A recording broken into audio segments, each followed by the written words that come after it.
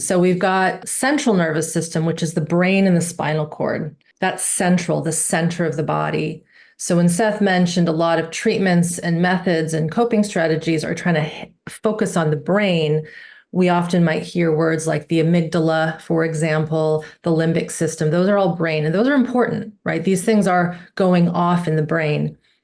But then the peripheral nervous system, if you think peripheral vision, right, when you can see vision off to the side, the peripheral nerves come out of the brain and out of the spinal cord. And the vagus nerve is a nerve that comes out of the brain and goes to the gut, to the heart, to the lungs, to all the organs. And so the autonomic nervous system is part of this peripheral nervous system. Now, the one thing that's important to also remember, or this might be new to you, is the autonomic nervous system governs fight, flight, freeze.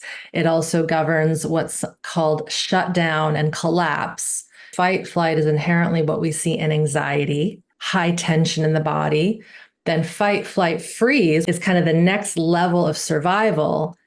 And then for some of us, if we stay in that fight, flight, freeze for a long time, we eventually go into some form of, not everybody, but many of us will go into fight, flight, freeze, and then collapse.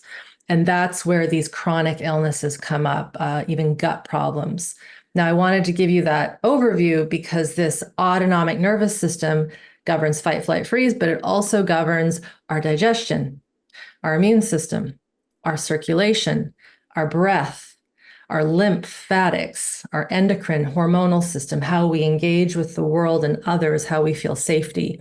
So all these little nerves are coming out to the muscles, to the organs. And so what we work with when we teach in our courses, we're working with the peripheral nervous system. We work with movement, we work with touch, we work with the organs, we work with the brain stem, but not the brain.